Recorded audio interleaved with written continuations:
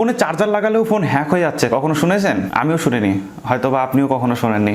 So আজকে আমি নিজেও এই বিষয়টা আজকে জানলাম যে অ্যাকচুয়ালি কী হচ্ছে।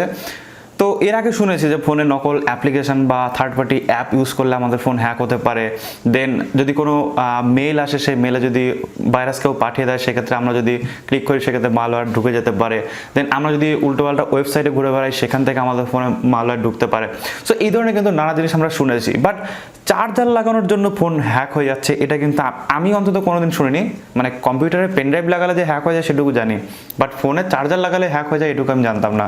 সো আজকে যে জিনিসটা জানলাম সেটা আমি আপনাদের সাথে একটু শেয়ার করতে চাই, তো চলুন দেখে নেই। ওয়েলকাম ভিউয়ার্স, কেমন আছেন আপনারা সবাই? আশা করি সবাই ভালো আছেন। আমি আছি আপনাদের সাথে দীপক সরকার ফ্রম বেঙ্গলি টেক্সকোয়াড, আর বেঙ্গলি টেক্সকোয়াডের নতুন এপিসোডে আপনাদের সবাইকে স্বাগতম।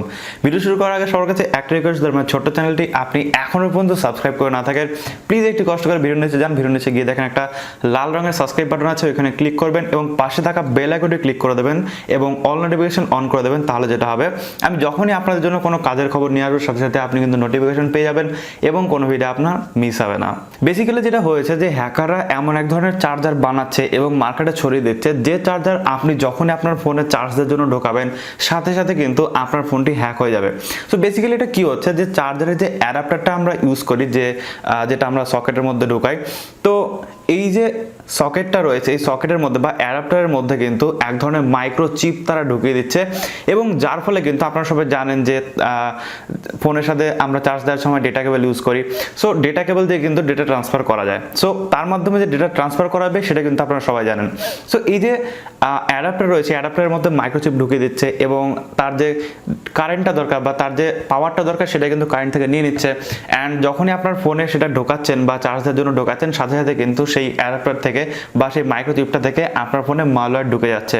এবং যেটা বলা হচ্ছে যে বেসিক্যালি তখন আপনার ফোনটি মোটামুটি 1 মিনিট বা 30 সেকেন্ডের জন্য মানে কাজ করা বন্ধ হয়ে যাচ্ছে। অর্থাৎ আপনি যদি খোলার চেষ্টা করেন সেই চার্জার লাগিয়ে, সেক্ষেত্রে আপনি খুলতেও পারবেন না, আবার হয়তো ঠিক পাসওয়ার্ড দিচ্ছেন কিন্তু তবুও খুলছে না। সো এরকম একটা ব্যাপার কিন্তু চলে আসে এবং সেই সময়টাও কিন্তু আপনার ফোনে মালওয়্যার ঢুকে যায় এবং তার যে রিমোট যে অ্যাক্সেস সেটা কিন্তু পেয়ে যায় সেই হ্যাকার। অর্থাৎ যে জিনিসটা আপনি কিনেছেন এবং যে হ্যাকাররা সেটা আপনাকে দিয়েছে, বা ধরুন কোন একটা হ্যাকার হয়তো সেই অ্যাডাপ্টারটা বানিয়েছে এবং সে বিক্রি করে দিয়েছে, অ্যান্ড সেটা আপনার কাছে চলে এসেছে এবং তার কাছে কিন্তু আপনার ফোনের সমস্ত রিমোট অ্যাক্সেস চলে যাবে। অর্থাৎ আপনার ফোনের যত ডেটা রয়েছে তারা কিন্তু নিয়ে নিতে পারবে নিমেষেই।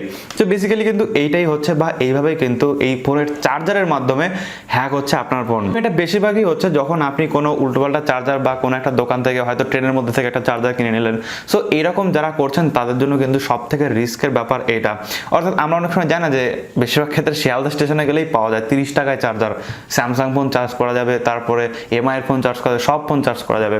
সো এই যে চার্জারগুলো রয়েছে যেগুলো বিক্রি হয় এরকম নানা ধরনের পথে ঘাটে, এইগুলো কেনাটা বন্ধ করে দিন, তাহলে কিন্তু আপনি অনেকটা বেঁচে যাবেন। হয়তো আপনার টাকা একটু বেশি লাগবে আপনার চার্জার নষ্ট হয়ে গেলে কোম্পানির একটা চার্জার কিনতে, বাট আপনি কিন্তু এই জিনিসগুলো থেকে বেঁচে যাবেন বা আপনার ফোনটিকে নষ্ট হওয়া থেকে বা হ্যাক হওয়া থেকে কিন্তু বাঁচাতে পারবেন। এবার হয়তো আপনি আমাকে প্রশ্ন করতে পারেন যে আপনার ফোনটি হ্যাক করে তারা কি করবে? অ্যাকচুয়ালি কিছুই করবে না। আপনার ফোনে যদি কোনো পার্সোনাল ছবি থাকে, পার্সোনাল ইমেজ থাকে, যদি আপনার গার্লফ্রেন্ডের সাথে ছবি থাকে, কোনো ঘনিষ্ঠ মুহূর্তের ছবি থাকে, সেগুলো যদি পর্ন ওয়েবসাইটে তারা দিয়ে দেয়, সেক্ষেত্রে কিন্তু খুব বেশি ভালো হবে না বলে আমার মনে হয়। সো বেসিক্যালি কিন্তু এইটাই করে হ্যাকাররা, এবং হয়তো বা সেইগুলো হ্যাক করে নিয়ে বা তারা নিয়ে কিন্তু তাদের আপনার কাছে টাকা চাইতে পারে। সো এইটা হচ্ছে মেন ব্যাপার। সো এগুলো নিয়ে সতর্ক থাকবেন এবং এইসব ভুংবাং চার্জার কেনা থেকে বন্ধ রাখবেন। কারণ যখন হ্যাকাররা বুঝে গেছে যে মানুষ এখন অ্যাপ্লিকেশন ইউজ করে না থার্ড পার্টি বা উল্টোপাল্টা ওয়েবসাইটে গিয়ে কোথায় ক্লিক করতে হবে, কোথায় ক্লিক করতে হবে না, সেগুলো বুঝে গেছে, তারপর থেকে কিন্তু এই ধরনের জিনিস তৈরি করতে শুরু করেছে অ্যান্ড নতুন ধরনের হ্যাকের ব্যবস্থা চালু হয়ে গেছে। অর্থাৎ আইন আছে, তবুও কিন্তু মানুষ দোষ করবে। সো হ্যাকার যেহেতু আছে, হ্যাক কিন্তু করবেই। সো এই হচ্ছে মোটামুটি আজকের ভিডিও। আশা করি আপনার ভালো লেগেছে, ভালো লাইক করবেন, শেয়ার করে দেবেন আপনার বন্ধুদের সাথে, যাতে এই বিষয়গুলো জানতে পারে এবং এই বিষয়গুলো শিখতে পারে। থ্যাংক ইউ সো মাচ পুরোটা দেখার জন্য। দেখা হবে নেক্সট ভিডিওতে। আর এই ভিডিওটা সম্পর্কে আপনার কি মতামত অবশ্যই কিন্তু কমেন্টে জানাবেন, তাহলে আমি আপনাদের মতামতগুলো জানতে পারবো। টাটা।